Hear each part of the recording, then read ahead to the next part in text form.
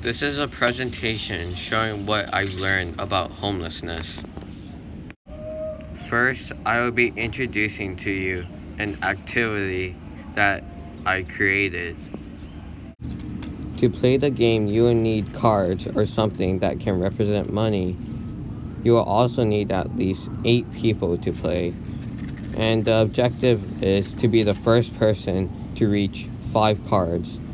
There can be more than one winner. The dealer will randomly give every player 1 through 3 cards. When the first round starts, you will match up with one partner, and if you don't have a partner due to an odd amount of people playing, you will automatically give 1 card back to the dealer. If you lose all your cards, you are considered to be out of the game. You will now rock, paper, scissors with your partner, and the loser of the rock, paper, scissors will give 1 card to the winner. If you tie the rock, paper, scissors, you will have to trade 1 card with your opponent. You don't have to rock, paper, scissors to determine a winner or a loser. You can come up with your own creative ways to determine a winner and a loser. You will repeat this until you have finally found someone who has reached 5 cards. There is one additional rule. You may choose to give up your cards for someone that is out, but if you choose to do so, you will have to give up all your cards and become out yourself. Being out in the game is like being a homeless. The people with more cards are like the rich people, while those with only 1 or 2 are like the poor people. The rule that you may help someone that is out by sacrificing all your cards was made so people with more cards will be less likely to help those who are out. The people who are rich knows what success feels like, so they will strive for more, while those who don't know what success is like, they won't know what it is, so they won't necessarily strive for it. Say if I were to offer $100 to the winner of my game. I don't think anyone would help someone that becomes out because you would want the $100. There are many decisions that we make in life. These decisions that we make can determine the outcomes of our life. Every decision affects our future. You're not going to turn down once-in-a-lifetime opportunities, especially if it doesn't cost you anything. I don't have any direct connections with the homeless, but sometimes I do make peanut butter and jelly sandwiches and go around Chinatown giving them out to the homeless. You may have heard the saying, feed someone a fish and they have food for a day, but teach them how to fish, then they have food for life. I believe what I was doing was just giving them a fish.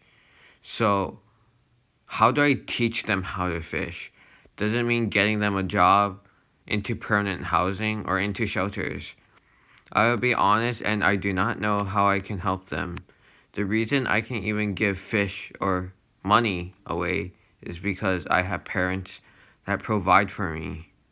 This means that I have to learn how to fish myself before I teach others or the homeless how to.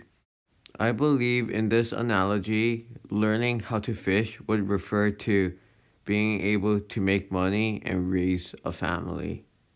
Right now, I cannot do that, so all I can do is provide money, food, or clothing for the homeless. But this is just for now, not the future. Although the amounts of homelessness have been decreasing in the recent years, if we leave the problem as it is, then the numbers can increase.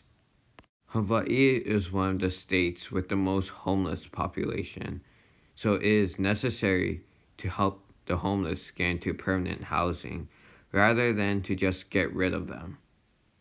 There is about 600,000 homeless that are in the US, and about 25% are suffering from mental illnesses. When calculated, there are about 150,000 mentally ill homeless. Mental illness, for uninsured people can cost thousands and thousands depending on the kind of treatment and length of treatment. So while being already homeless, it will be hard for them to get the treatment that they need.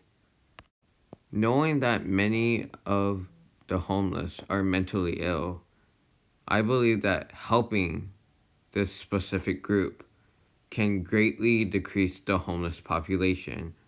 If we were able to get all the mentally ill off the streets, that would mean that the homeless population would decrease by about 100,000 to 200,000. Right now, I haven't done anything to help. All I've been doing is explain the problem and nothing else. In the future, I do hope to set up organizations that shelter mentally ill homeless people. But there is no guarantee that I will do this because speaking is easy, but taking action is hard. Decreasing the homeless population will take many efforts, and I personally think that homelessness may never be solved. But this is just my opinion.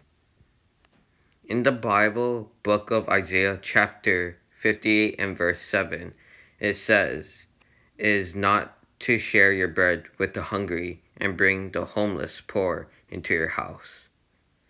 This shows that there were homeless far back in time. Centuries and centuries have passed, and yet we still have over 500,000 homeless in just one country. This is why I'm not expecting that the problem of homelessness will ever be solved.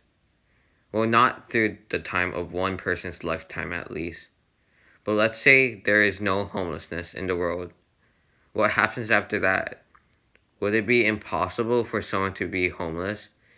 If not, then I wouldn't consider the problem solved. That's why I believe we have to take small steps at a time. Well, I hope you enjoyed my presentation.